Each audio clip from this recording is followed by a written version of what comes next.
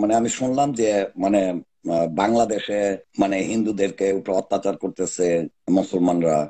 এগুলো তো আপনি শুনছেন নাকি? এবং আপনার লাইভে যারা আছে তাদের ম্যাক্সিমাম অলমোস্ট 90% তারা ইন্ডিয়ার অধিবাসী। তো আপনিও এখন ইন্ডিয়াতে আছেন, ইন্ডিয়ার নিউজ দেখতেছেন। আপনি বলেন তো দেখি, বাংলাদেশে হিন্দু নির্যাতিত হচ্ছে না ইন্ডিয়ায় মুসলমান নির্যাতিত হচ্ছে? আপনার কি ধারণা? অনেস্ট আপনি যা বলবেন ওইটারে কিন্তু আমি একদম অনেস্ট ধরবো।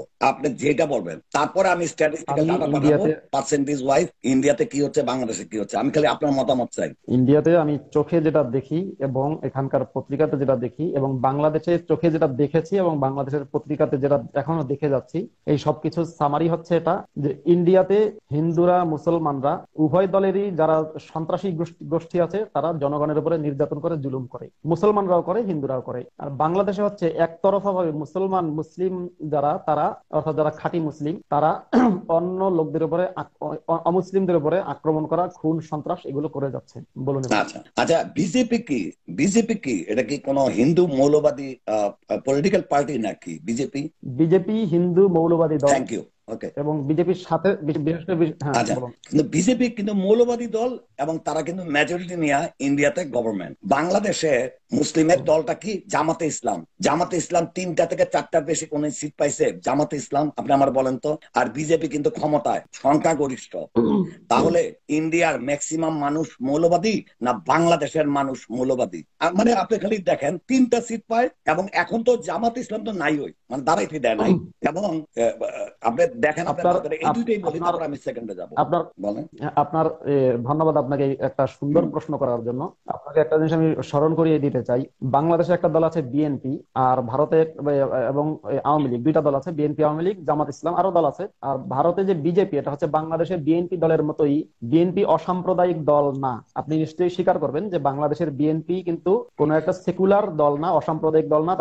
তাদের যে রাজনৈতিক যে পলিটিক্যাল যে আছে, কি বলে, যে সংবিধানটা আছে, রাজনৈতিক সংবিধান তাদের নিজস্ব, সেখানে সেকুলারিজমের কথা লেখা নাই। তো বিজেপি হচ্ছে বিএনপির মতো একটা দল, তার সাথে জোট বেঁধেছে আরএসএস, বজরং সহ বা কিছু কিছু রাজনৈতিক দল যেগুলো সন্ত্রাসী মৌলবাদী। ওই দলগুলো বিজেপি কিন্তু আপনার দল, মানে ওরা নিজেরা সরাসরি কিন্তু মৌলবাদী দল ওভাবে না। বিএনপির মতো একটা মৌলবাদী দল, বিএনপি যেমন মৌলবাদী, বিজেপি মৌলবাদী, ওরকম একটা দল। তার সাথে যারা জোট বেঁধেছে, এই জোটের সঙ্গীরা হচ্ছে বিজেপিকে দিয়ে মৌলবাদী কার্যক্রম করায়। সেই হিসেবে বাংলাদেশের জামাত ইসলাম, ইসলামী ঐক্যজোট সহ যে দলগুলো বিএনপির সাথে ঐক্য করেছে, ওরা যেরকম বিএনপিকে চাপ দিয়ে সন্ত্রাস বা জেহাদ করিয়েছিল তাদের আগের টার্মে ক্ষমতায় যাওয়ার সময়। আরেকটা জিনিস হচ্ছে, ভারতে একটা দল আছে কংগ্রেস। কংগ্রেস দলটা হচ্ছে পরিপূর্ণভাবে সেকুলার দল, এবং ভারতের বিভিন্ন প্রদেশে আপনার সেকুলার দল ক্ষমতায় আছে। এত সেকুলার তারা যে অনেক সময় তারা মানে মুসলিম সন্ত্রাসীদেরকে বরং তোল্লাই দেয়, হিন্দুদেরকে মারে। কিন্তু বর্তমান বাংলাদেশে আপনি কি বলবেন যে আপনি শুধু এক জামাত ইসলামকে মনে করছেন মৌলবাদী দল, কিন্তু বাংলাদেশের বর্তমানে আওয়ামী লীগ, বিএনপি, আপনার কথা। একটা হ্যাঁ। ফোন এসে আমাকে হ্যাঁ। ডিস্টার্ব দিয়েছে। আচ্ছা।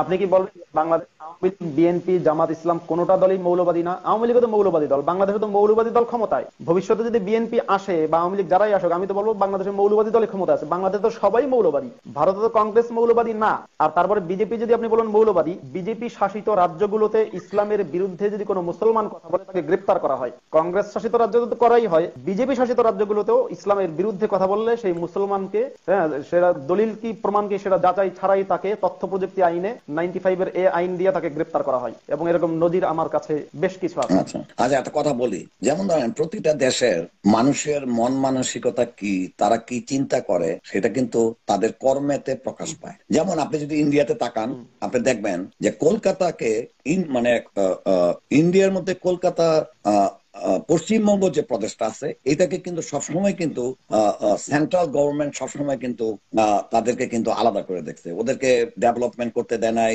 চাকরিতে ভালো চাকরি পায় নাই। বোঝা যায় যে পশ্চিমবঙ্গটা সবসময় কর্নার সাইড করছে। আপনি যদি ইন্ডিয়া যদি চাকরি। না, আপনার এই কথার সাথে আমি একমত নই। আপনি যে তথ্যটা দিলেন এটা সঠিক না, যে মানে পশ্চিমবঙ্গ বরং অন্য অনেক রাজ্যের চেয়ে এগিয়ে। আপনি যদি উত্তর পূর্বাঞ্চলীয় ভারতীয় যে রাজ্যগুলো আছে, যেমন আমি যদি ধরি একবার এই আপনার মিজোরাম, অরুণাচল, না ত্রিপুরা, না, ওগুলো আরো খারাপ। না না, নাগাল্যান্ড, ওগুলো তো একদম এরপরে খারাপ। হচ্ছে মানে আপনার আমি, না ঠিক আছে, মেঘালয়, আপনার সাথে একমত, আরো খারাপ। আপনার সাথে একমত, একমত। মানে আমি মেন বলতেছি যে ইন্ডিয়ার যে পলিটিক্স গুলি সবসময় দেখবেন এটা নিয়মই, এটা পলিটিক্সে যেখানে মেজরিটি, যেখান থেকে ওদের ভোট আসবে সেটাকে প্রাধান্য দিবে। পশ্চিমবঙ্গে মাও সরকার ছিল, সেটা এনটি কখনই, মানে এটা ব্যালেন্স করে চলছে। কিন্তু আপনি যদি সামাজিক মানুষের অর্থনৈতিক উন্নতি দেখেন তখন দেখবেন ইন্ডাস্ট্রি কতটুকু হয়েছে, চাকরিতে কতটুকু এমপ্লয়েড হয়েছে, ওইভাবে বোঝা যায়। এখন আপনি ইন্ডিয়ার দিকে যদি তাকান আপনি দেখবেন যে কয়টা মুসলমান পার্সেন্টেজ ওয়াইজ, আপনি যখন স্ট্যাটিস্টিক্যাল ডাটাতে যাবেন পার্সেন্টেজ ওয়াইজ মুসলমানরা চাকরি কিরকম পাচ্ছে। যেমন দলিত একটা শ্রেণী আছে, আপনি দেখেন, হ্যাঁ, দলিত শ্রেণীর সাথে কিভাবে ব্যবহার করতেছে যে এবং ইন্ডিয়ার যে আপনার যে এই উগ্রবাদী যে ওই যে বালা ঠাকরে আছে, আরেকটা যোগেন্দ্র না কি আছে, এরা ওপেন টিভিতে যেইভাবে মানে তলোয়ার নিয়ে হাতে, এবং কে গরু খাচ্ছে কে খাচ্ছে না তারা ধরতেছে, ল্যাংটা কইরা এদেরকে রাস্তায় হাঁটাইতেছে, মেয়ে মানুষে, এরকম আপনি দেখতেছেন টিভিতে। আমি কিন্তু একটা নিউট্রাল থেকে বলতেছি, এবং আপনারা সবাই টিভিতে দেখতেছেন। হ্যাঁ, সেইখানে আপনি পার্সেন্টেজ ওয়াইজ বাংলাদেশে যে পরিমাণ হিন্দু আছে সেইখানে পুলিশে, বিচারক, আপনার এই আপনার ইউনিভার্সিটিতে বলেন, আপনি দেখেন খালি যে এরা কোন অবস্থা আছে। কয়টা বাংলাদেশে হিন্দু মারা যাচ্ছে যে মুসলমান হিন্দু দাঙ্গা হইয়া, আপনি আমার দেখান। আর কয়টা মুসলমান মারা যাচ্ছে যখনই কোনো হিন্দু মুসলমানের সাথে ঝগড়া লাগে, আপনার মারা যায়, ওইটারে করে কি রাত, মানে যেটা হিন্দু মুসলমানের এটা কালার করা হয়। কিন্তু আপনিও কিন্তু বাংলাদেশে বসবাস করতেন, আপনি ভালো করে জানেন যে ইন্ডিয়ার মতন চলো যাই গিয়া মুসলমান এলাকা দেখাও করবো, পরে মারমু, গরু জব করছে কোথায়। আপনাদের মাদ্রাসার থেকে আপনি এত বছর আপনি ঢাকাতে আপনি ছিলেন, আপনি যেখানে লেখাপড়া ছিলেন করছেন, আপনাকে অনেস্টলি আপনি বলেন তো দেখি যে বাংলাদেশে এরকম কোন আছে যে ওই হিন্দু চল আমরা মন্দির ভেঙে ফেলামো, ওই মালা মন্দির ধরে কাটমু। আপনি আপনি দেখেন তো দেখি এই যে জামাতিদের যেভাবে পিটাইছে, এই যে হেফাজত ইসলাম রে, হ্যাঁ, এই সব পুলিশ অফিসার কি হিন্দু ছিল? এই পুলিশ অফিসার কিন্তু মুসলমান ছিল। হুজুর টুজুর কিন্তু মানে নাই, সারা ঢাকা সব ছাইয়া গেছে গা। এদেরকে সবাই যে পিটায় বাইর করছে, সব পুলিশ অফিসার কি হিন্দু ছিল না মুসলমান ছিল? আপনার প্রশ্নটার উত্তরটা এবার আপনি শুনবেন আশা করি। হ্যাঁ, সেটা হচ্ছে যে আপনি যে বিষয়গুলো বলেছেন তার মধ্যে কোনটা সঠিক কোনটা ভুল সেটা আপনি আশা করি নিজে বুঝে নেবেন। আমি শুধু আপনাকে জানাচ্ছি যে ভারতে যেমন হিন্দু গরুবাদী রাজনীতি আছে, এবং যারা যে গরু গরু গরু যাদের মা, এই গরু যাদের মা সেই মানুষেরা মাঝে মাঝে, এবং সেটা হচ্ছে আপনার পশ্চিম ভারত, অর্থাৎ যেমন পশ্চিম ভারত বলতে আমি বুঝাই যে গুজরাট, মুম্বাই, দিল্লি, হরিয়ানা, এই স্টেট গুলোতে, হ্যাঁ, হিমাচল পর্যন্ত এই স্টেট গুলোতে, সেখানে ধর্মের মানে হিন্দু ধর্মের মৌলবাদীরা সক্রিয় বেশি, উত্তরপ্রদেশ সহ।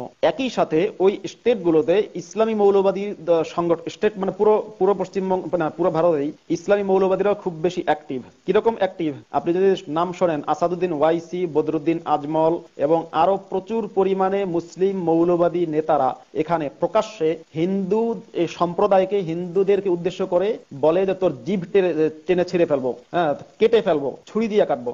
এখানে মুসলমানরা তাদের যে মহরম, যদিও আপনি শিয়াদের বিষয়, তারপরে বলি, সেখানে তারা প্রকাশ্যে অস্ত্র প্রদর্শন করে। ওর দেখা দেখি হিন্দুরা আবার রামনবমীতেও তাদের অস্ত্র প্রদর্শন করে, মানে মুসলিমরাও অস্ত্র দেখায়, হিন্দুরাও অস্ত্র দেখায়। এখানে হয় দাঙ্গা। আপনি একটা জিনিস মনে রাখবেন, ভারতে মাঝে মাঝে হিন্দু মুসলিম দাঙ্গা হয়, বাংলাদেশে কখনোই কোনো দাঙ্গা হয় না। দাঙ্গা হয় না কেন জানেন? দাঙ্গা হওয়ার জন্য উভয় পক্ষ থেকে, উভয় পক্ষের সমান হোক কিংবা অসমান হোক, একটা মারামারির মুড থাকতে হয়। ভারতে দাঙ্গা হয় কারণ হচ্ছে মুসলিমরাও আক্রমণ করে, হিন্দুরাও করে। হয়তো বলতে পারেন হিন্দুরা সংখ্যায় বেশি বলে হিন্দুরা এখানে খুন, যখন দাঙ্গা হয় হিন্দুরা তুলনামূলক হত্যাকাণ্ডগুলো বেশি করে, মুসলিমরা একবারে বসে বসে আঙ্গুল চষে না। বাংলাদেশে কোনো দাঙ্গা হয় না, কারণ হচ্ছে বাংলাদেশের মুসলিমরা জাস্ট হিন্দু এলাকায় আক্রমণ করে আল্লাহু আকবার বলতে বলতে, হিন্দুরা কোনো প্রতিরোধ গড়ে তুলতে পারে না, আইনে তাদের সুরক্ষা কম থাকার কারণে এবং সংখ্যায় কম থাকার কারণে। আপনি নিশ্চয়ই জানেন বাংলাদেশে এই যে রিসেন্টলি ঠাকুরগাঁও, গাইবান্ধা, এর আগে রংপুর, তার আগে রামু, এরপরে আপনার নাসিরনগর, বিভিন্ন জায়গায় যে হিন্দু এলাকাগুলোতে আক্রমণ হচ্ছে, কোনো হিন্দু কিন্তু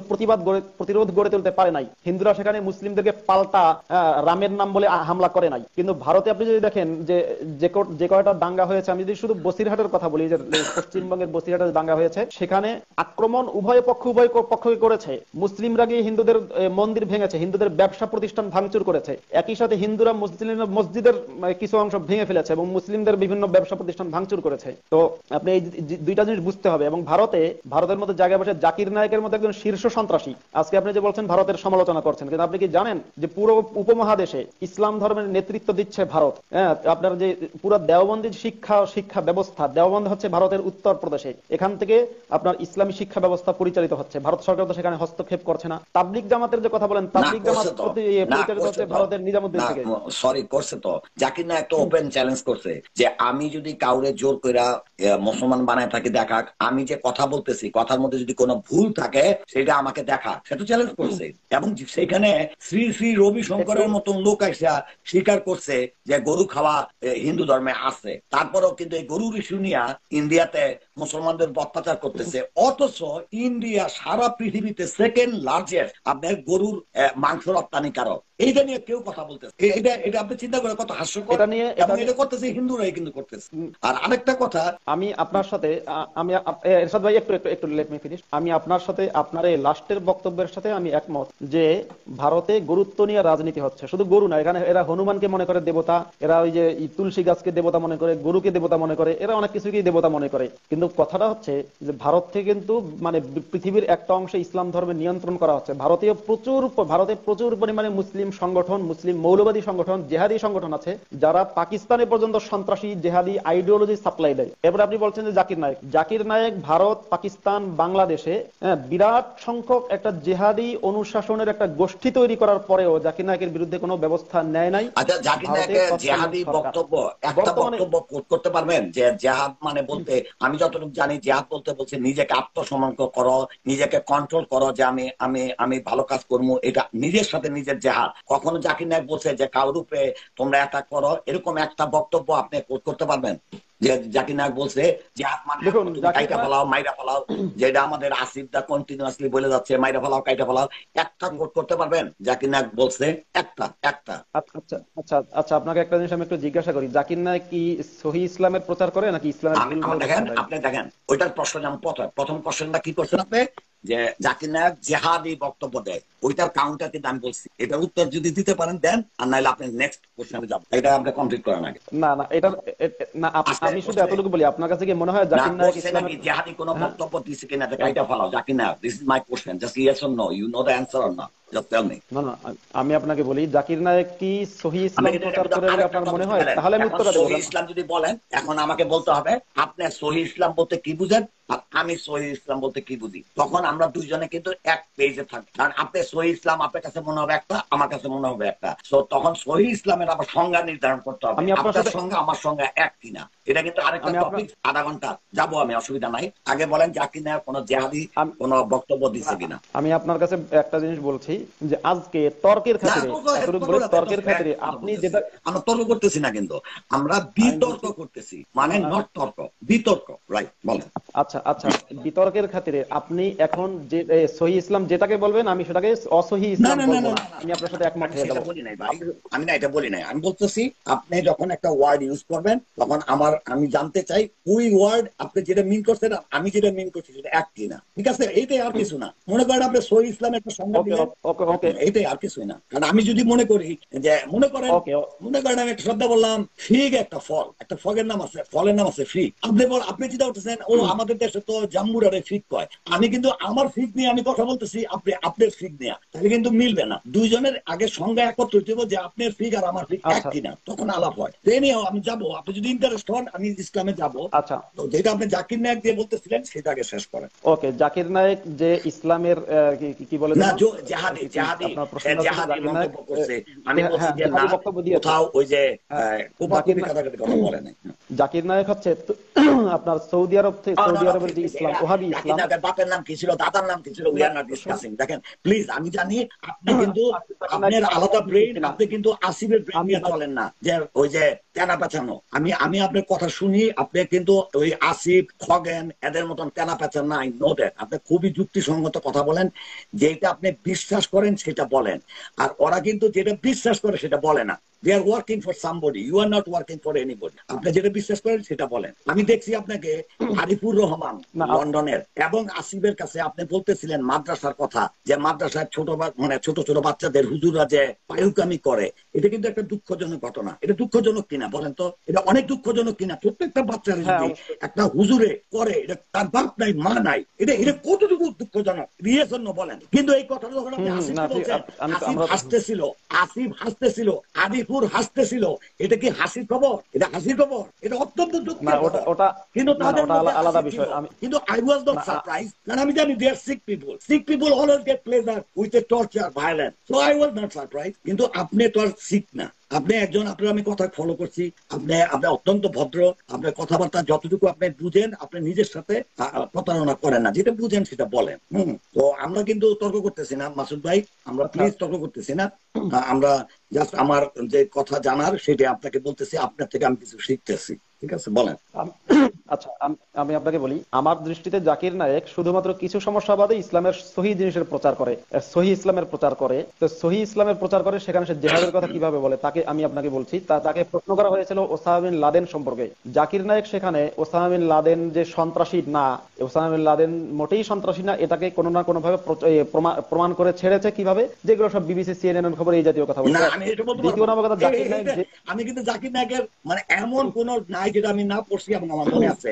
আমি বলবো এটা ওসামা লাদেন নিয়ে কি বলছে এটা আমি বলবো, আপনি যদি শুনতে চান। কিন্তু আপনি যেটা বলছেন এটা কিন্তু আচ্ছা আমি বলি। এবার জাকির নায়েক যে সহি ইসলামের প্রচার করে, সহি ইসলামের মধ্যে একটা জিনিস আছে হচ্ছে জিহাদ। আপনি যদি জিহাদটা কার সাথে করতে হবে, আপনি দেখবেন কোরআনের মধ্যে সূরায়ে তওবার 29 নম্বর আয়াতে বলা হচ্ছে যে অমুসলিম কাফের যারা, অর্থাৎ ইহুদি খ্রিস্টানদের মধ্যে থেকে যারা ইসলাম গ্রহণ না করে, তাদের সাথে তোমরা জিহাদ করো যতক্ষণ না হাত্তা ইউতুল জিজিয়াতা আন ইয়াদিন ওয়া হুম সাগিরুন, যতক্ষণ না তারা জিজিয়া দান করে।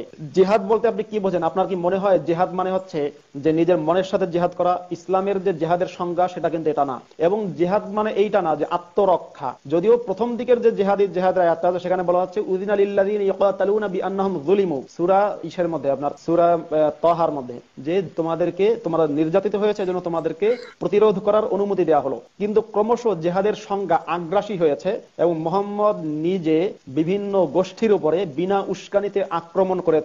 এবং শুধু আক্রমণ করেছে তা না, বিনা উস্কানিতে তারা একদম সুন্দর মতন বসবাস করতেছিল, মুহাম্মদ সাল্লাল্লাহু আলাইহি ওয়াসাল্লামের কোনো ডিস্টার্ব করে নাই, বিনা উস্কানিতে মুহাম্মদ সাল্লাল্লাহু আলাইহি ওয়াসাল্লাম আক্রমণ করছে। হ্যাঁ, এটাই আমি আপনাকে বলতে চাচ্ছিলাম। এটা শুনেন, ইসলাম ধর্মের যে ফতোয়া আছে, ইসলাম ধর্মের ফতোয়া হানাফি মাযহাব, হাম্বলি মাযহাব, শাফিঈ মাযহাব এবং হচ্ছে সৌদি আরবের ওহাবি মাযহাব, সকল মাযহাবের ফতোয়া এখানে এক। সেটা হচ্ছে মুসলমানদের যিনি ইমাম, মুসলমানদের যিনি নেতা, তিনি চাইলে কোনো অমুসলিম সম্প্রদায়ের উপরে বিনা উস্কানিতে, তারা যদি হামলা নাও করে তবু তাদের উপর হামলা করা জায়েজ।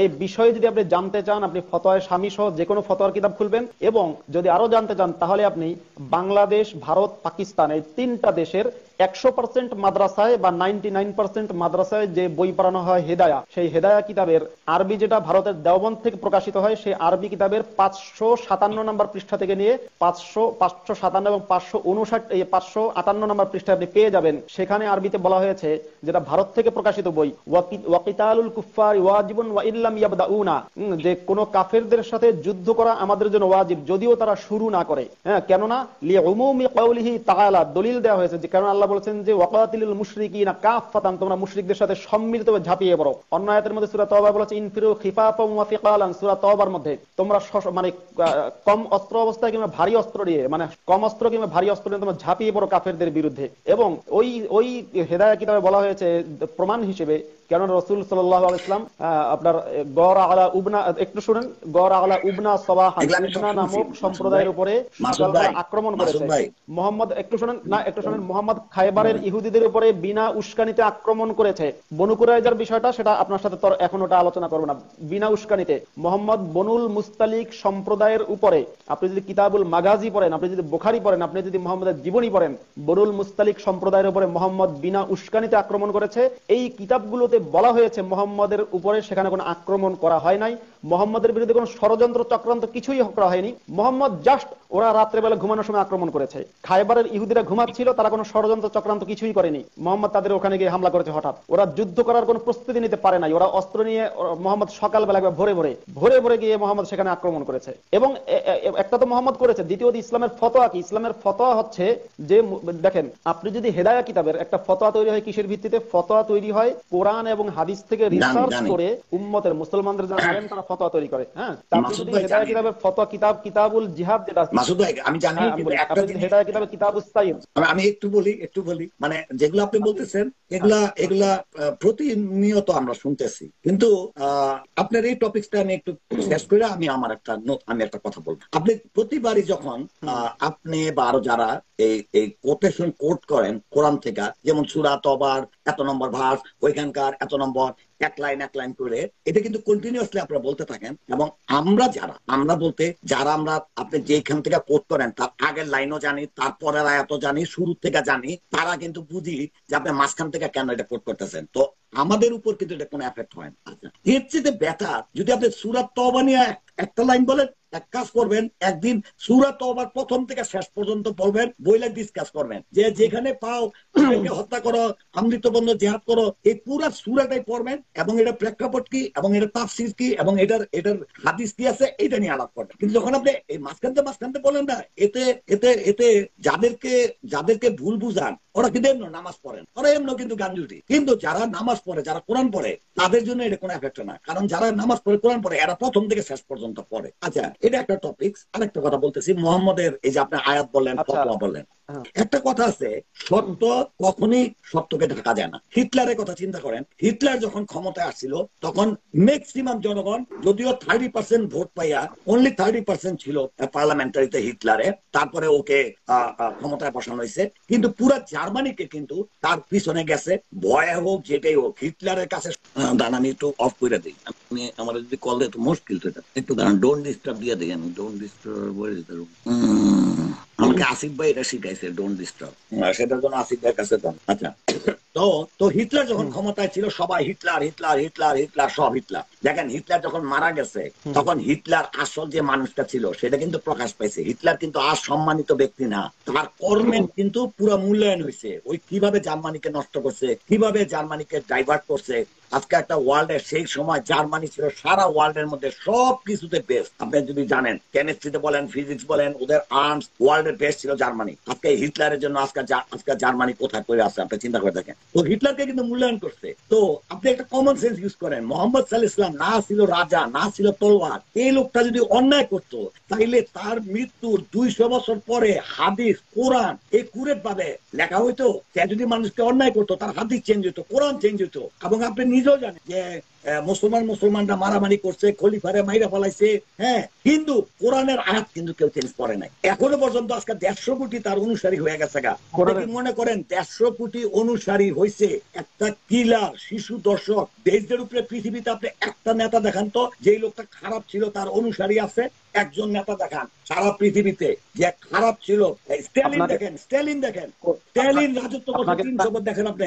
আপনাকে একটা আপনাকে বুঝতে পারছেন আমার পয়েন্টটা? আপনাকে একটু আমি ইন্টারাপ্ট করি, আমি আপনার কথা বুঝতে পারছি। Thank you. আমার মনে আপনি সংক্ষেপে বললে ভালো, আমি সংক্ষেপে বললেই বুঝি না, কারণ আপনি পরিশ্রম দিতেছেন, তাও বা আপনি যেটা করছে মারামারি। আমি খালি একটু বললাম যে একটা মানুষ খারাপ হইলে মারা যাওয়ার পরে আর মানুষ কিন্তু ওই এলাকার সঠিক মূল্যায়ন করবে সে কি ছিল জীবিত। এই জন্য আমি হিটলারের কথা বলছি, জীবিত অবস্থায় সবাই ভয় পাবে, বলা যাবে না। এই উদাহরণের সাথে মোহাম্মদের উদাহরণ মেলে না। ইউ ক্যান টক মাসুদ ভাই, ইউ ক্যান টক। হ্যাঁ, এই উদাহরণের সাথে হিটলারের সাথে মোহাম্মদের উদাহরণ মেলে না, এক নাম্বার কথা। দ্বিতীয় নাম্বার পয়েন্ট হচ্ছে আপনি বলছেন যে আগে পরে এগুলো দেখতে হবে। হ্যাঁ, আমি এবার আপনাকে বলি, মনে করুন যে আমি আব্দুল্লাহ আল মাসুদ, আমি একজন ব্যক্তির সাথে আমার তর্ক হইলো কিংবা কোনো একজন ব্যক্তি সম্পর্কে আমি কথা বলতে থাকলাম, তার বিষয়ে মূল্যায়ন করতে থাকলাম। আমি তাকে বললাম যে খারাপ, খুবই বাজে লোক, খুবই খারাপ লোক, মিথ্যা কথা বলে, এগুলো বললাম। আবার মাঝে মাঝে বললাম হচ্ছে শুয়োরের বাচ্চা। আবার বললাম যে লোকটা হচ্ছে সেদিন নদীর পাড়ে গেছিল, গিয়ে এরকম অন্যায় করেছে অমুক জায়গায়, এগুলো বললাম। কিন্তু একটু পরে বললাম কুত্তার বাচ্চা। আবার কিছুক্ষণ পরে কথা বলতে বলতে হঠাৎ করে বললাম গাধার বাচ্চা। আবার কিছুক্ষণ পরে কথা বলতে ওর মা হচ্ছে এটা সেটা, এরকম গালাগালি করলাম। তো আমি মনে করেন 1 ঘন্টার একটা লেকচার দিলাম একজন ব্যক্তি সম্পর্কে, সেখানে আমি বেশ কয়েকবার কুত্তার বাচ্চা, শুয়োরের বাচ্চা, গাধার বাচ্চা বললাম। এখন যে ব্যক্তি আমার কথাগুলো সমালোচনা করবে সে কি করবে? সে ওই যে আমি যে অন্যের সমালোচনা করছি সেক্ষেত্রে সেই সমালোচনার মধ্যে আমি যে বললাম যে ওই লোকটা এই কাজ করেছে, এগুলোর কোনো কিছু ভুলটা ধরবে না সে। সে ভুলটা ধরবে হচ্ছে ওই গাধার বাচ্চা, শুয়োরের বাচ্চা এবং কুত্তার বাচ্চা বলছি এই জিনিসটা ভুল ধরবে। তখন যদি আমি বলি যে ভাই আপনি যে আমার শুধু গাধার বাচ্চা ভুলটাই ধরেন, আপনি তো আগে পরে দেখলেন না, আপনি তো এটা দেখলেন না যে আমি আগে কি বলেছি পরে বলেছি। আসলে আমরা যখন ভুল ধরি তখন আমরা কিন্তু কোনো একটা জিনিসের ভুল ধরি। আপনি যদি মনে করেন আপনি একজন ব্যক্তি সম্পর্কে অনেক কথা বললেন, আপনি অনেক কথা বলতে পারেন, কিন্তু যখনই আপনি তাকে শুয়োরের বাচ্চা কুত্তার বাচ্চা বলেন তখনই আমি ভুলটা হবে, ভাই অন্যায়, এটা তো ভুল। আপনি যদি বলেন আগেরটা দেখেন নাই পরেরটা দেখেন নাই তাহলে তো হবে না। আমরা ভুলটাকে ধরি আর ভুলটাকে আমরা কোটেশন নেই ভুলটার, আমরা কিন্তু পুরো বক্তব্যের কোটেশন নেই না। এখন ইসলাম ধর্মে সূরাগুলোতে অনেক বেশি জেহাদের আয়াত আছে, অনেক বেশি জেহাদের আয়াত আছে, এবং জেহাদের আয়াতটার মধ্যে যে বক্তব্যটা দেওয়া হয়েছে সেটা যদি শুয়োরের বাচ্চা থাকে তাহলে আমি বলবো এটা অন্যায়। আমি বলছি না কোরআনে শুয়োরের বাচ্চা বলা হয়েছে, কিন্তু কোরআনে যে বলা হয়েছে যে অমুসলিমদেরকে তারা পশুর চেয়ে অধম, 98 নম্বর সূরা 6 নম্বর আয়াতে। এরপরে সূরা তওবাতে বলা হয়েছে যেখানে পারো সেখানে হত্যা করো, যেভাবে পারো সেখানে হত্যা করো। উত্তর দেন সূরা তওবা আমার কমেন্টের সাথে আপনার উত্তর মিলতেছে না, তারপরেও কিন্তু I am happy I made my point. কারণ আমার কথাগুলো কিন্তু আপনাকে উদ্দেশ্য করে বলা না, যারা যারা আমার কথা শুনতেছে তাদের উদ্দেশ্য করে বলা। তো আপনি সেগুলো বলতে পারেন, হ্যাঁ আমি শুনবো, কোনো অসুবিধা। আপনি আরেকটা জিনিস আমার কাছ থেকে আজকে হয়তো আপনি একটা নতুন জিনিস শুনবেন, সেটা হচ্ছে কোরআন থেকে আমি আপনাকে এখন প্রমাণ দেবো যে কোরআনটা মুহাম্মাদের বানানো। এটা তো পারবেনই না, এটা তো পারবেনই না আপনি। এখানে আমি গ্যারান্টি দিয়ে বলতে পারি আপনি কোন মানুষ পারবে না। আই চ্যালেঞ্জ এনিওয়ান যে কোরআন মুহাম্মদ সাল্লাল্লাহু আলাইহি ওয়াসাল্লামের তৈরি। I challenge everyone, not only you. I challenge everyone. না ঠিক আছে, $50,000 চ্যালেঞ্জ করার পর আপনি শুনবেন তো নাকি? $50,000 reward. আচ্ছা আপনি শুনবেন নাকি শুনবেন না সেটা বলেন আগে। You could say that some alien bring the Quran, but not Muhammad did it. Okay, go ahead, talk. Okay.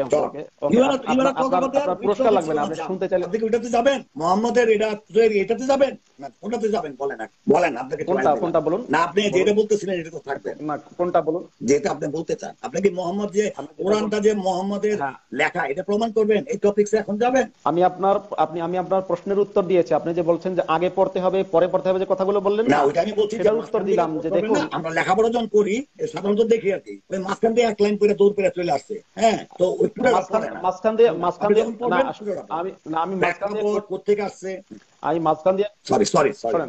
মাঝখান দিয়ে কোট করবো এইজন্য, হ্যাঁ মাঝখান দিয়ে আমি কোট করবো এইজন্য যে ওইটাই হচ্ছে খারাপ জিনিস, তা খারাপটাকেই তো আমি তুলে ধরবো। একজন ব্যক্তি, আপনি একটা জিনিস খেয়াল করে শুনেন, একটু আশা করি মাথা খাটিয়ে শুনবেন। মনে করেন একজন ব্যক্তি, সে হচ্ছে সমাজ সেবক মানুষ, সে রাজনীতিবিদ, সে সমাজ সেবক মানুষ, সে সমাজের অনেক সেবা করেছে। ওই ব্যক্তি হঠাৎ করে একটা মেয়েকে রেপ করেছে, পুলিশ এসে লোকটাকে ধরলো, ধরে নিয়ে যাচ্ছে। এখন সেই ব্যক্তি যদি বলে যে আমি শুধু একটু ধর্ষণ করলাম সেজন্যই আমাকে আজকে তুমি ধরে নিয়ে যাচ্ছ, আমার সারা জীবন তুমি দেখো না আমি সেই এতটাই প্রতিষ্ঠা করেছি, এতিমখানায় টাকা দিয়েছি, এই করছি সেই করছি। হ্যাঁ বলুন। আচ্ছা, মুক্তিযোদ্ধার ইতিহাস মাঝখান থেকে কোট করি, মাঝখান থেকে মুক্তিযোদ্ধা রমজান আলীর কৌশলে বেড়া কেটে ঘুমন্ত অবস্থায় তাকে হত্যা করছে। বরিশালে মফিজ আলী মৌলানা কুদরত আলীর পিছন থেকে গলা কেটে ফেলাইছে। সব কোট কিন্তু এক লাইন। এখন আপনি আগেরটা শুনতে চান? যারা ঘুমন্ত অবস্থায় মারছে, কারে মারছে? রমজান আলীরে। রমজান আলী তার আগের দিন সে 10টা মেয়ের র্যাপ করছে, বাড়ির মধ্যে আগুন লাগাইছে, আর্মিরে মেয়ে সাপ্লাই দিছে, তারে আটকানো যাচ্ছে না, সব সময় সে লোক বেষ্টিত হইয়া থাকে। সেই দিন সে ঘুমাইতেছিল রহিমা বিবির ঘরে 2টা মেয়ে নিয়া, সেইটা মুক্তিযোদ্ধা টের পাইছে এবং সে কৌশলে যায় তারে মারছে। এখন ওই যে মারছে, ওই যে কোটটা করলাম ওই লাইনটা নিয়ে, কিন্তু আপনি যদি বলেন পুরো জিনিসটা কিন্তু ডিফারেন্ট হয়ে গেল। আপনি মাত্র বললেন যে আমরা ওই কোটটা করি কারণ ওই কোটটা খারাপ, কিন্তু কোর্টের আগে যে ঘটনাগুলি আপনি যদি না বলেন তাহলে আপনি কেমনে হবে বলেন? এবার আমি কিন্তু লেখাপড়ায় ভালো ছিলাম, বই পড়তাম একদম প্রথম থেকে শেষ পর্যন্ত। অনেকে আছে পড়া খালি পরীক্ষার উত্তর দেয়। সরি, আপনি থ্যাংক ইউ, আপনি আমাকে সুযোগ দিয়েছেন। হ্যাঁ, কিন্তু আশা করি কিন্তু আপনি একটু শুনতে হবে আমার কথা। আপনি যেটা বললেন যে শুরু শেষ শব্দ, আমরা মুক্তমনারা আপনাদেরকে বলবো না, বলো প্রতিটা মুমিনকে বলি যে আপনারা কোরআন প্রতিটা আয়াত শুরু থেকে শেষ পর্যন্ত তাফসীর সহ সানজুল সহই পড়বেন। মুক্তমনা আপনারা কেউই না, মুক্তমনার একটা সংজ্ঞা আছে ফ্রি থিঙ্কারের, জানেন তো? তুমি সংজ্ঞাটা বলতে পারবেন? আমি বলে দেবো। ফ্রি থিঙ্কারের একটা সংজ্ঞা আছে। না, একটু শোনেন। আমি মুক্তমনা কি না সে সার্টিফিকেট আপনার কাছ থেকে নেওয়ার জন্য আমি বলছি না। আমি বলছি আমি নিজেকে মুক্তমনা দাবি করি, আপনার কাছে নাও হতে পারে। না, এটা সংজ্ঞা ভাই, এটা আমার সংজ্ঞা। না, আমার সংজ্ঞা নাকি? আরে ভাই, আমি যা মন চায় তাই দাবি করতে পারি। আমি যা মন চায় হ্যাঁ এক্ষেত্রে আমি আপনার সাথে মুক্তমনার সংজ্ঞা, আমি মুক্তমনা কিনা সেটা তো সার্টিফিকেট আমি আপনার কাছে নিতে চাচ্ছি না, আমি আবার মূল পয়েন্টে থাকছি। হ্যাঁ, মূল পয়েন্টে থাকছি, সেটা হচ্ছে আমরা চাই আপনারা মুমিনরাও যাচাই করবেন যে আপনি যেটা বললেন। আপনি দেখছি আপনি সব ব্লগারে গালি দিতেছেন, সব লোকটা আপনি আপনার কথা কন, কারণ আপনি কিন্তু নিজের ডাউন করবেন। তখন কিন্তু আপনার কিছুক্ষণ আগে আপনি একটা ভিডিও দিছিলেন, এই ব্লগাররা এগুলো করতেছে, মেয়েদেরকে নিয়ে আসিফ ভাই বলছে এটা, তখন না আপনি জ্যাপার্ডিজ হয়ে যাবেন গা। আপনি যে একটা ভালো মানুষ, আপনি এই ভালোটা থাকেন, এদের লোকে মিশেন না, বুঝলেন না, তাহলে আপনি খারাপ হয়ে যাবেন গা। আপনার যে standpoint, you are doing so good, so don't even say আমরা। আমি কার সাথে মিশবো না সেটা আপনার কাছ থেকে পরামর্শ চাই না। আমি শুধু আপনাকে যেটা বলবো, আমি চাই না না ওকে না না আমরা শোনেন, আপনি না বেশি বেশি আমি আশা করবো আপনি আপনার লিমিটের মধ্যে থাকবেন। আমি কি বলবো, আমরা বলবো, আমি কাকে পছন্দ করবো না পছন্দ করবো সেটা আপনার কাছ থেকে আমি শুনতে চাই না। আমি শুধু বলছি যে আমি চাই বা আমরা চাই যে প্রতিটা মুমিন ব্যক্তি কোরআনের আয়াতগুলোর শানে-নজুল প্রেক্ষাপট সবকিছু পড়ুক। আপনি যে একটা উদাহরণ দিয়েছেন যে একজন খুন করেছে, কিন্তু আগের দিন ওই শুধু মুমিন, আমি একটু মানে ক্লিয়ার করে নেই, শুধু মুমিন না সারা দুনিয়া? কারণ আপনারা বলেন মানবতা, মানবতা বলে কিন্তু মুমিন আসে না, হিন্দু আসবে, খ্রিস্টান আসবে, সব মানুষ। আপনি মুমিন বলতেছেন, তো আপনি কি শুধু মুমিন? মানে আমি তো আপনার কথাটা বুঝার জন্য চেষ্টা করছি। হ্যাঁ হ্যাঁ, সারা দুনিয়ার মানুষই পড়ুক, কিন্তু আমি চাই যে সবাই আগে পরে বুঝে পড়ুন। আপনি কি আমি বলবো না বলবো সেটা আপনি নির্ধারণ করতে আসবেন না। আমি তো আপনার বক্তব্য নিয়ে আপনি আমাকে বলে ক্লাস আছে, আমি একটা শব্দ বলেন, আমি বুঝলাম না, আমি একটা জিনিস বুঝতে হবে, আমি আপনার বক্তব্য সংশোধন করে দেওয়ার মিশন নিয়ে বসিনি, আপনি আমার বক্তব্য সংশোধন করে দেওয়ার মিশন নিয়ে বসিনি। আমরা একটা টপিক নিয়ে আলোচনা করছি, টপিকের মধ্যে থাকি। সেটা হচ্ছে আপনি বললেন যে আগের দিন একটা লোক 10টা খুন করেছে, সেটা না বলে আমরা পরের দিন তাকে সে খুন করলো ওটা বর্ণনা করা হচ্ছে। আমরা তো ওটাই চাই যে মোহাম্মদ আপনার কাব বিন আশরাফ, আবুরা, হ্যাঁ হ্যাঁ সেটাই সেটা আমি বলছি। Let me finish. আপনি উত্তেজিত মানুষ না, কিন্তু আমার বেয়াদবির জন্য আপনি উত্তেজিত আছেন, তাহলে পরিপ্রেক্ষিত হলো আমার বেয়াদবিটা, এইটাই হলো মেয়ে। কিন্তু আপনি তো উত্তেজিত মানুষ না, আপনি ঠান্ডা মানুষ, কিন্তু আমার ব্যবহারে আপনি উত্তেজিত হচ্ছেন। আসিফ ভাই তো ফেরা বাইকেরা হাজার করতে নিস কেন? কারণ আমার ব্যবহার। বলেন এবার পরিপ্রেক্ষিত। আমি চাই যে আমি পরিপ্রেক্ষিত সহই জানবেন। যেমন ধরুন যে কাব বিন আশরাফকে মোহাম্মদ খুন করেছে, আবু রাফিকে মোহাম্মদ খুন করেছে, মানে তাদেরকে ধোঁকা দিয়ে এবং তাদের ঘুমন্ত অবস্থায় এই যে খুনটা করলো, আমি বলবো যে আমি কমেন্ট দিলাম এগ্রি আপনি আমার, আচ্ছা আপনার কমেন্টে থাকুক। সে এখন এই যে খুনটা করেছে, আমরা চাই এই হত্যাকাণ্ড কেন করা হয়েছে, কারণটা কি, সেটা সবাই জানুক। এটাই কিন্তু আমরা চাই। আমরা শুধু এটা বলি না, আমরা বলি যে ভাই এটা যাচাই করেন। আমি যখন কোরআনের একটা আয়াত বলি, একটু আমি যখন কোরআনের একটা আয়াত বলবো আপনাকে, যে সূরা তাওবার 29 নম্বর আয়াত, সূরা তাওবার 5 নম্বর আয়াত, কিংবা সূরা তাওবার 14 নম্বর আয়াত, বা অমুক সূরা এই আয়াত, তখন আমি চাইবো আপনি ওই সূরাটা শুরু থেকে শেষ পর্যন্ত অর্থ সহ প্রেক্ষাপট সহ পড়ুন। এটা আমি সবসময়, আপনি আমার লাইভগুলো যদি দেখে থাকেন, আমি সবসময় মুসলমানদেরকে বলি ভাই আমি এই আয়াতটা বললাম তো, এটা কোট দিলাম, এখানে এই ভুলটা আমি পেয়েছি। তবে আপনারা প্রত্যেকে ওই সূরাটা শুরু থেকে শেষ পর্যন্ত পড়বেন, অর্থ সহ, শানি নজরুল সহ। তাহলে হবে কি, তাহলে আমি প্রথম থেকে শেষ পর্যন্ত পড়ি, যদি মাঝখান থেকে পড়তাম তাহলে আমিও কিন্তু আরো জালি ডিগ্রিধারী হইতাম। আমি কিন্তু আরো জালি ডিগ্রি না, আমি কিন্তু বোর্ডের সার্টিফাইড কিন্তু ডিগ্রিধারী। বলেন এবার বলেন। আচ্ছা হ্যাঁ, এবার আমি আপনাকে বলবো যে আপনি কি আমাকে বলবেন, এই যে মানে ইসলাম ধর্মে যে হেদায়া কিতাবে যে বলা হচ্ছে যে অমুসলিমরা যুদ্ধ শুরু না করলেও তাদের উপরে যুদ্ধ করতে হবে, এবং হেদায়া কিতাবে বলা হচ্ছে যে ওয়াইদা মাদাখালাল মুসলিমুনা মাদিনাতান ফাহাসারু দিয়ারান, যদি মুসলমানরা কোনো শহরে যায় সেখানে গিয়ে অবরোধ করে রাখে, তখন তাদেরকে অবরুদ্ধ করে তরবারি দিয়ে তাদেরকে ভয় দেখিয়ে তারপর বলা হচ্ছে ইসলামের দাওয়াত দেবে প্রথমে। যদি তারা ইসলাম কবুল করে তাহলে তাদের সাথে কোনো যুদ্ধ করবে না, বরং তাদেরকে ওখানে মুসলমানরা ইসলামের অর্থ হলো শান্তি, শান্তির দাওয়াত দিবে, মানে সারেন্ডার করো তোমরা করবে না। এখানে ইসলাম বলতে কিন্তু বিশাল জিনিস। আমার বক্তব্যটা না ঠিক আছে, আমার বক্তব্যটা শেষ করতে দেন। আপনি হেদায়া কিতাব থেকে আপনাকে বলছি, যদি তারা ইসলামের সাড়া দেয় ওকে, আর যদি সাড়া না দেয় তখন তাদেরকে বলবে যে হ্যাঁ শান্তিতে সাড়া দেয় ওকে, আপনার সাথে ইসলাম একটা জিনিস আপনাকে একটু সংশোধন করে দিচ্ছি, ইসলাম মানে কিন্তু শান্তি না। আমার কাছে শান্তি আপনি ব্যাখ্যা দিতে পারেন। ইসলাম শব্দটা আমার কানে আসলে শান্তি, যেমন গরু শব্দ আসলে চারটা পাও আসে মাথার মধ্যে, আমি ইসলাম শব্দটা আমার আসলেই জানি শান্তি। বলেন আপনি না, কিন্তু আপনি যদি বলেন যে সূর্য শব্দটা আমার কাছে আসলে আমার কাছে মুরগির ডিম মনে হয়, আমার কাছে মনে হয় হতে পারে everybody has their own thinking, ওই যে ফ্রি থিংকিং বলেন না, তাহলে তো অসুবিধা নাই। বলেন আপনার মনে হতে পারে ইসলাম মানে শান্তি, ইসলাম শব্দের অর্থ শান্তি না। তো যদি মুসলমানরা সেই শহরে প্রবেশ করে, সেখানে তাদেরকে ইসলামের দাওয়াত দিল, তারা ইসলাম কবুল করলো, ওকে, ইসলাম কবুল না করলে জিজিয়া দিতে বলা হবে। যে জিজিয়া না দেয়, তখন মুসলমানরা আল্লাহ আকবার বলে তাদের সাথে যুদ্ধে ঝাঁপিয়ে পড়বে। এটা ভারতের দেওবন্দ থেকে ব্যাপারটা কি পুরো ক্লিয়ার? এই জায়গায় আপনি হারবেন, কিন্তু জিজিয়ার ব্যাপারে যদি আপনি নামেন এই জায়গায় আপনি হারবেন। আপনি আমাকে আমি আজকে মুমিনদের কাছ থেকে হারার জন্য এসেছি, দেখি আমাকে হারান।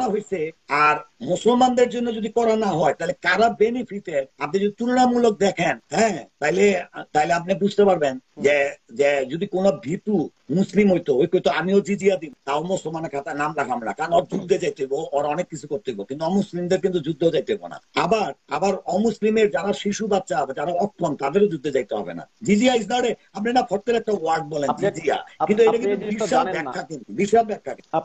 আপনি এই জিনিসটা তাহলে জানেন না যে মুসলিম দেশে বসবাসকারী, হ্যাঁ, মুসলিম দেশে বসবাসকারী প্রতিটি নাগরিক, মুসলিম দেশে বসবাসকারী প্রতিটি নাগরিক যদি মুসলিম যে খলিফা আছে, খলিফা চাইলে তাকে জেহাদে পাঠাতে পারে, সে হিন্দু হোক, খ্রিস্টান হোক, বৌদ্ধ হোক। কেননা মোহাম্মদ যখন মদিনা সনদ করেছিল, সেখানে বলেছিল যে মদিনা নামক রাষ্ট্র যদি আক্রান্ত হয়, তাহলে সারা মদিনার সকল অধিবাসী, অর্থাৎ এখানকার ইহুদিরা সহ সবাই মিলে আমরা আক্রমণকে প্রতিহত করব।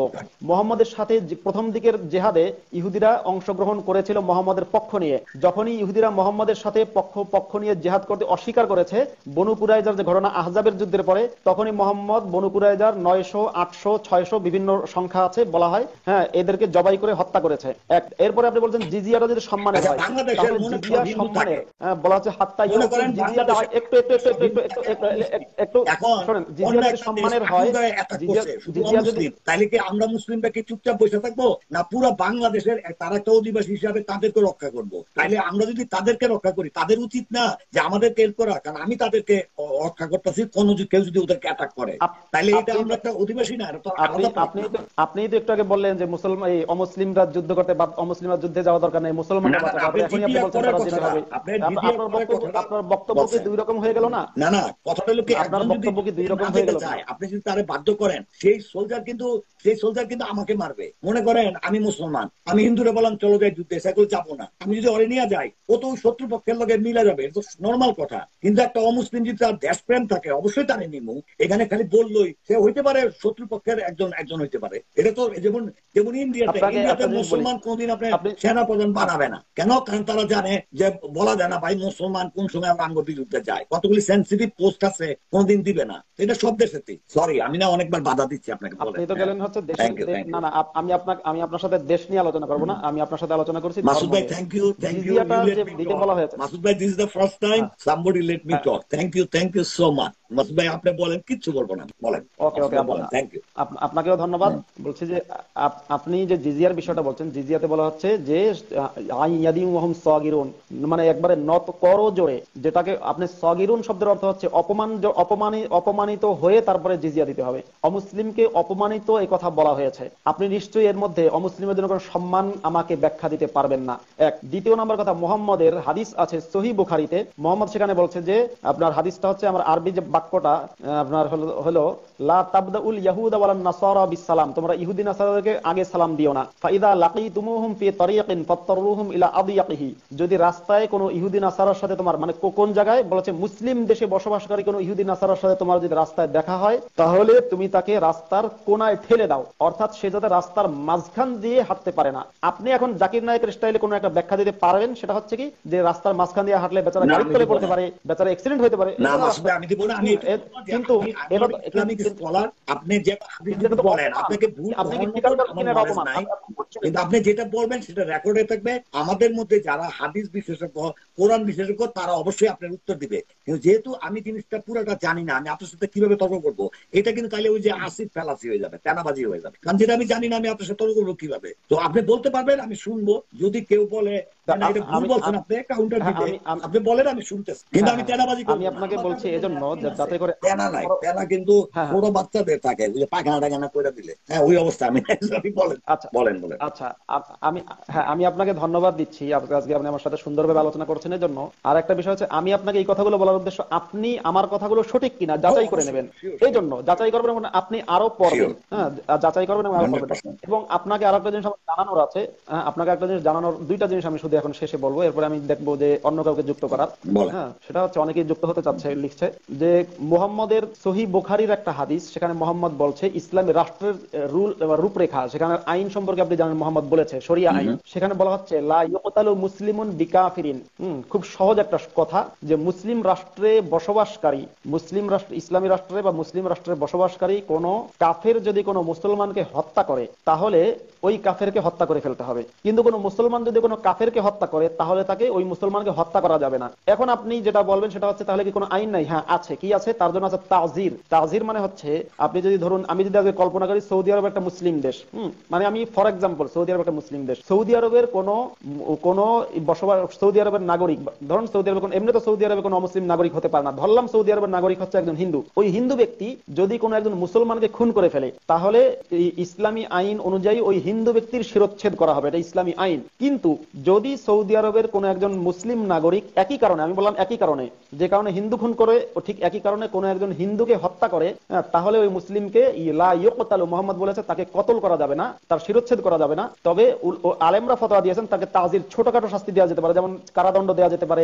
ছোটখাটো কারাদণ্ড দেওয়া যেতে পারে, কিন্তু তাকে হত্যা করা যাবে না কোনোভাবেই। এটা কোনো বৈষম্য, এটা বৈষম্যমূলক আইন কিনা এটা আপনার বিবেকের কাছে প্রশ্ন থাকলো, এবং আমি সত্য বলেছি কিনা সেটা পরে যাচাই করে নেবেন। দ্বিতীয় কথা হচ্ছে, আমি একে একটু বলি, মনে করুন দুইটা লাইন বলি, তারপর আপনি আবার বললেন। হ্যাঁ, আমি আবার রিপিট করি, আমি একটা জিনিস বিশ্বাস করি, জীবিত অবস্থায় যে কোনো মানুষ তার ক্ষমতা, ভয়, তার হিপোক্রেসি, ভন্ডামি সব করতে পারে, মানুষকে ভুলাইতে পারে, কিন্তু মারা যাওয়ার পরে তার আর ক্ষমতা থাকে না, তার কর্ম থাকে, এবং সেই কর্ম যদি ফেয়ার না হয় তাহলে সেই মানুষ তার আস্থা করে নিক্ষিপ্ত হয়, কখনই সে আইডল হয় না, এবং 150 কোটি হয় না, যেখানে শুরু করছে সমস্ত দাসী নিয়া, অশিক্ষিত নিয়া মুসলমান শুরু করছে, সেই জায়গা থেকে 150 কোটি হয় না, একটা পুরা ভুয়া ভণ্ড এটার উপরে ভিত্তি করে।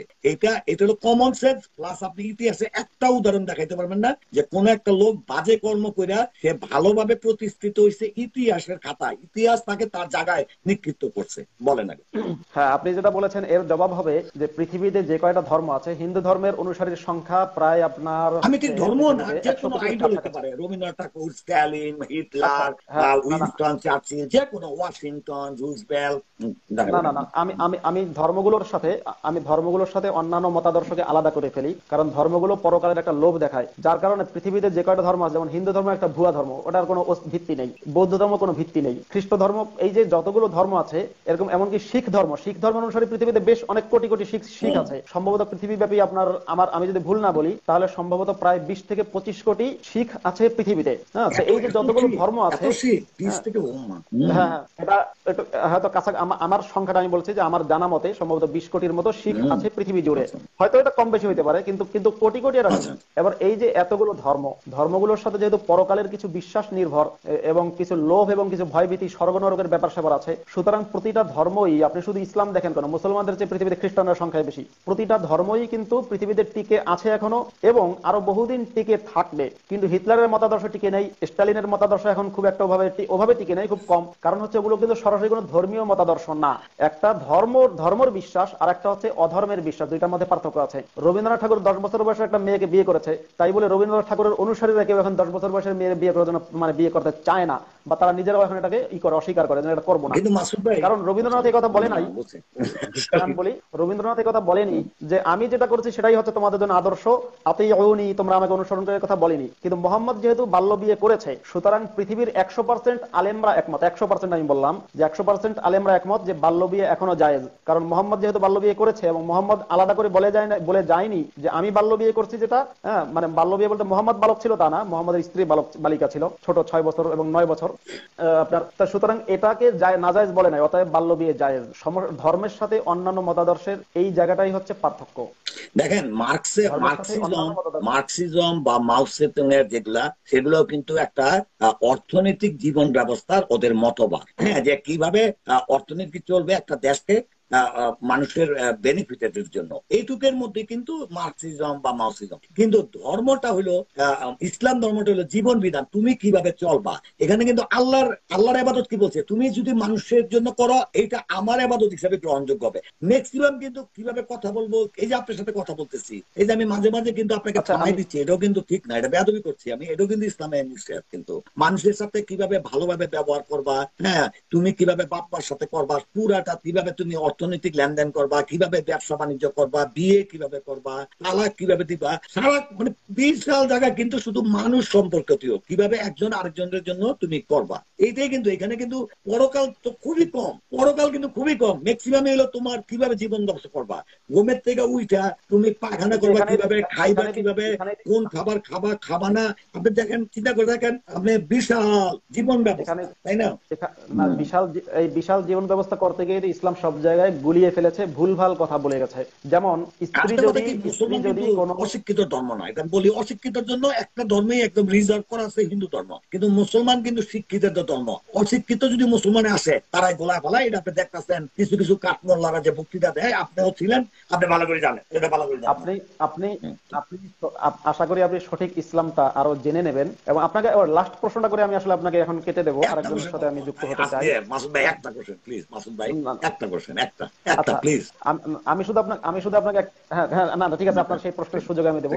আমি শুধু এখন আপনার কাছে একটা জিনিস জানতে চাই, যে মনে করুন যে আমেরিকার প্রেসিডেন্ট ডোনাল্ড ট্রাম্পকে আপনি পছন্দ করেন কি করেন না, সেই প্রশ্নে আমি যাবই না। কিন্তু আমি যদি শুধু এতটুকু বলি যে আপনি বর্তমানে যেখানেই থাকেন না কেন, ধরুন আপনি আমেরিকায় আছেন, আপনি এখন ডোনাল্ড ট্রাম্পের বিরুদ্ধে একটা কবিতা লিখলেন, ব্যঙ্গ করে একটা কবিতা লিখলেন। কবিতা লেখার পরে ডোনাল্ড ট্রাম্প তার যে দল আছে রিপাবলিকান দল থেকে কিছু বাছাই করা লোকদেরকে বললো, রাত্রেবেলা ঘুমন্ত অবস্থায় এরশাদ নামে যে লোকটা আছে তাকে খুন করে আসবা, এবং আপনি ঘুমিয়ে থাকলেন, রাত্রেবেলা এসে আপনাকে খুন করে ফেললো। এখন এই খুন করার পরে মনে করুন যে আপনার সন্তানেরা এর প্রতিবাদ করবে, এটা কি আপনার কাছে অনৈতিক মনে হয় নাকি নৈতিক মনে হয়, যেটা প্রতিবাদ করা উচিত? এটা কোন ধরনের কাজকর্ম? এভাবে খুন করবে কেন? জাস্ট এটা প্রশ্ন। ওকে, ঠিক আছে, উত্তর দিচ্ছি। প্রথম কথা হলো, আমি যদি এই যে আমি এখন যে আমি আপনি দেখতেছেন, আমার ভিতর থেকে যতই ভালো কবিতা আসুক না কেন, আই এম নো বডি আমেরিকার কাছে, এইটা ডোনাল্ড ট্রাম্প এটা পাত্তাই দিব না। কিন্তু আমি যদি ইনফ্লুয়েন্সিয়াল কোন পার্সন হই, আর আমার থেকে কবিতা বের হয়েছে এবং সেটা জনগোষ্ঠীকে তার ইমেজে ক্ষতি করতে পারে, অফকোর্স সে করবে। কিন্তু আমি এজ এ পার্সন এখন যত বড় কবিতা লিখি, এটা কোনো ব্যাপার না। আর আপনার দ্বিতীয় প্রশ্ন, আমাকে যদি হত্যা করে, অবশ্যই আমার ছেলে মেয়ে প্রতিশোধ নেওয়ার চেষ্টা করবে। আপনার উত্তরটা দিলাম। এবার আমার একটা শেষ প্রশ্ন, এরপর আপনি আমাকে কেটে দেন একটা প্রশ্ন। না না না না না, না, না, আপনার উত্তরটা হয় নাই। আপনি একটা আপনাকে বলি, উত্তরটা না, আপনি হয়নি, প্রশ্ন করছেন, আমি ধরিয়ে দিচ্ছি। দিচ্ছি। আপনি বলছেন যে আমার ইনফ্লুয়েন্সিয়াল সন্তানরা প্রতিশোধ হবে পরায়ণ হবে কিনা, আমি বলছি আমি বিশ্বাস করি হয়তো হবে, আমি তো আর জানি না কি হবে, বাস্তবতাটা কি জানি না। আমি এক্সপেক্ট করতে পারি যে বাবার আচ্ছা প্রতিশোধ হয়তো বা ছেলেরা নিবে, এটা আমি এক্সপেক্ট আচ্ছা করতে পারি, আমি তো জানি না। আচ্ছা, ওকে ওকে, ধরুন যে ব্রাড পিট কিংবা আপনার লেডি গাগা, আমেরিকার ইনফ্লুয়েন্সিয়াল পারসন, এরা কেউ ডোনাল্ড ট্রাম্পের বিরুদ্ধে কবিতা লিখলো, ডোনাল্ড ট্রাম্প তাকে হত্যা করার জন্য গোপন ঘাতক পাঠালে, সে খুন করলো। এটা হচ্ছে একটা কন্ডিশন। আর একটা কন্ডিশন হচ্ছে যে তখন দেখা গেল কবিতাটা খুবই উত্তেজনামূলক হলো এবং খুবই ডোনাল্ড ট্রাম্পের সম্মান হানি করলো, তখন ডোনাল্ড ট্রাম্প এটা আমেরিকাতে না সম্ভব না না, বাংলাদেশে ঠিক আছে, না না বাংলাদেশে আমি আমেরিকান আমি- হবে। না না আপনি একটা জিনিস বোঝেন না কেন, এটা আমি ফর এক্সাম্পল বাংলাদেশ বলছি বলেন, কিন্তু। হ্যাঁ, বাংলাদেশ এবার বলেন, ঠিক ডোনাল্ড আছে। ট্রাম্প, হ্যাঁ আচ্ছা, না না আমি আমেরিকাতেই বলি। এবার ডোনাল্ড ট্রাম্প করলো কি, ওই ব্যক্তির বিরুদ্ধে মানহানির মামলা করলো। এখন আইন অনুযায়ী বিচার হলো। এখন আপনি কোনটা, একজন মানে ডোনাল্ড ট্রাম্পকে ভালো বলা দরকার না, কিন্তু আপনি কোনটা মনে করেন যে ন্যায় বিচার? ডোনাল্ড ট্রাম্প ওই ব্যক্তির বিরুদ্ধে মানহানি বা কোনো একটা মামলা করাটা উচিত, নাকি তাকে গোপনে ঘাতক পাঠিয়ে রাতের অন্ধকারে ঘুমের মধ্যে খুন করা উচিত? কোনটা আপনার কাছে সঠিক মনে হয়? একজন মানে পারফেক্ট শাসক কখন মনে আচ্ছা, হবে ডোনাল্ড ট্রাম্প? আচ্ছা, এই দুটো এখন এখন এই যে আপনি যে প্রশ্ন করছেন না, দেখেন, আপনি যখন প্রশ্ন করছেন, আমি কিন্তু প্রশ্নটা নিচ্ছি 2018 সালের থেকে, প্রশ্নটা নিচ্ছি কিন্তু 2018 সালের যে আইন, যে জিনিস যেখানে আমার আইনের বিচার আছে আমি জানি, সেখানে অবশ্যই একজন আরেকজনের মারার দরকার নাই, তার কোর্টে কেস করলেই হয়। এটা 2018, কিন্তু 18তে কিন্তু উত্তর আমার এটা। এখন আপনি যদি এটার সাথে 1400 বছর আগে যান, তাহলে আমার জানতে হবে 1400 বছর আগে আসলে আইনটা কি ছিল, আইনের হাত কতটুকু ছিল, সেটা আমার জানতে হবে। তো সেটা তো আমি জানি না আপনি এটা নিয়ে যাবেন কিনা, কিন্তু আপনি প্রশ্ন করছেন 2018-তে অবশ্যই আইনের কাছে যাবে। অবশ্যই মৃত্যু তো মারা কেন, থাপ্পড় দেওয়া ঠিক না, আইন যাবে, বিচারক যেটা বলবে। আচ্ছা, 2018 কোশ্চেনের উত্তর কিন্তু এটা। আপনার কাছ থেকে আমি আপনার কাছ থেকে এই উত্তরটাই আশা করেছিলাম, এবং এই উত্তরটা আপনি দিয়েছেন, সেজন্য আপনাকে ধন্যবাদ। এই উত্তরের প্রেক্ষাপটে এবার আমি যেটা বলবো আপনাকে, সেটা আশা করি আপনি শুনবেন। সেটা হচ্ছে যে 2018 প্রেক্ষাপটে যদি এরকম হয়, তাহলে 1400 বছর আগে যদি সেই জিনিসটা স্ট্যান্ডার্ড মনে হয় আপনার কাছে, সেই স্ট্যান্ডার্ড এই যুগে অচল। অর্থাৎ এই যুগে যদি কোনো ব্যক্তি এরকম কাজ করে, সেটা অচল। যে ব্যক্তি কিয়ামত পর্যন্ত নবী, সেই ব্যক্তি এমন একটা কাজ করেছে যেটা 1400 বছর পরে এসে অচল মনে হবে, সেই যুগের জন্য পারফেক্ট মনে হবে, এই যুগের জন্য আমি পারফেক্ট আপনার মনে হবে প্রশ্নটা না। বুঝতে পারছি, এটা কেন আমি আপনার বলি? প্রশ্নটা বুঝতে পারছি। না না এবার শোনেন, না এবার শুনেন, মোহাম্মদ যে কাজগুলো করেছে সেটাকে বলা হচ্ছে কিয়ামত পর্যন্ত সংবিধান কিংবা আইন। সুতরাং মোহাম্মদ যেটা করেছে ওটা কিন্তু অনলি সেই যুগের জন্য প্রযোজ্য, এবং মোহাম্মদ বলে গেছে যে দেখো আমার বিরুদ্ধে কবিতা লেখার কারণে আমি কাব বিন আশরাফকে হত্যা করেছি, ভবিষ্যতে তোমরা এই কাজ আর কেউ করবা না। সম্রাট অশোকের মতো, সম্রাট অশোক যখন এক সময় তুমুল যুদ্ধবাদ ছিল বা যুদ্ধ করেছে, পরে গিয়ে সে পাল্টে গেছে, এরকম কিন্তু মোহাম্মদ করেনি। বরং মোহাম্মদ যেটা করেছে সেটা কিয়ামত পর্যন্ত, অর্থাৎ মোহাম্মদের যে কিয়ামত, সেই কিয়ামত পর্যন্ত ওটা আইন। অতএব ওই স্ট্যান্ডার্ড এখনো জারি আছে। তাহলে আমি বলি ডোনাল্ড ট্রাম্পের চেয়ে, শেখ হাসিনার চেয়ে, কিংবা আপনার ওই ভ্লাদিমির পুতিনের চেয়ে, কিংবা শি জিনপিং এর চেয়েও মোহাম্মদ খারাপ শাসক, কারণ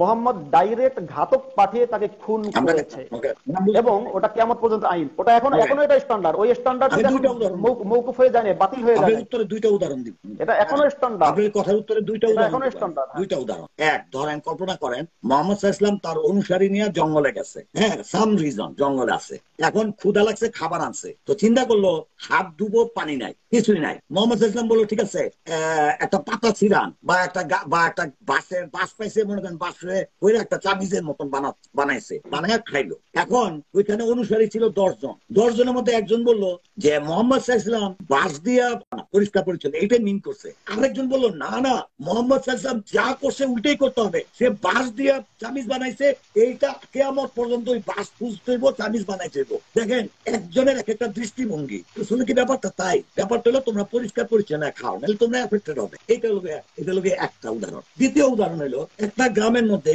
গরু চোরের বিচার হইতেছে। মনে করেন 2016 সালে একটা গরু চোরের বিচার হয়েছে, একজনে করছে, তার বিচার চেয়ারম্যান একরকম করছে। 2017 সালে আরেকজন গরু চুরি করছে, আরেক মানে সেম কেস কিন্তু ডিফারেন্ট মানুষ, তার বিচার হয়েছে আরেক রকমের। এই দুইটা বিচার কিন্তু একরকম হবে না, কারণ প্রতিটা ক্রিমিনালের তার পারিপার্শ্বিক অবস্থা, তার ব্যাকগ্রাউন্ড কি, তার কতটুকু সে সুবিধা পাওয়ার পরে সে চুরি করছে, আরেকজন হয়তো ক্ষুধায় বা তার মানসিক সমস্যা হইতে পারে। দুইজনের বিচার কিন্তু এক গরু চোরের একরকম হইতে পারে না। এখানে দেখতে হইব যে বিচারটার মধ্যে কোন জিনিসগুলি প্রাধান্য দেওয়া হয়েছে।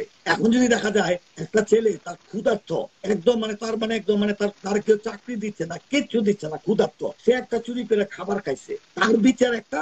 আরেকজনের খাবার আছে, সব আছে, স্বাস্থ্য খারাপ, ও আরেকজনের জিনিস চুরি করে খাইছে, দুইজনে কিন্তু একভাবে দেখা যাবে। তো সেইটা যদি আপনি বিচার করতে যান, তাহলে একটা বিচারকের ভিন্ন ভিন্ন বিচার সে কিভাবে করছে, অ্যাকচুয়ালি বিচারের নিয়তটা কি, সে কিভাবে চিন্তা করতো, ওইটা দিয়ে কিন্তু হবে। এটা না যে ওই এক গরু চোরে দেখছি আটকে বলেছে সবার আটকাতে হইব, ব্যাপারটা কিন্তু তা না। আচ্ছা, আমি আবার শেষ একটা প্রশ্ন করব, এবার আপনি কেটে দেন একটা প্রশ্ন। না না, আপনার শেষ প্রশ্নটা করার আগে আপনার এই বক্তব্যটা যেখানে যে ভুলটা আছে ধরিয়ে দিই। আপনি যে বাঁশের চামচের উদাহরণ দিয়েছেন, সেটা সেই উদাহরণটা চলে যাবে সুন্নত বেদাতের মধ্যে। ইসলামে সুন্নত এবং বেদাত সম্পর্কে আপনি যদি পড়াশোনা করেন, সেখানে দেখবেন বেদাত বলা হচ্ছে ইসলাম ধর্মের মধ্যে ধর্ম মনে করে বা সোয়াব মনে করে কিংবা বৈধ অবৈধ মনে করে কোন নতুন জিনিসকে অনুপ্রবেশ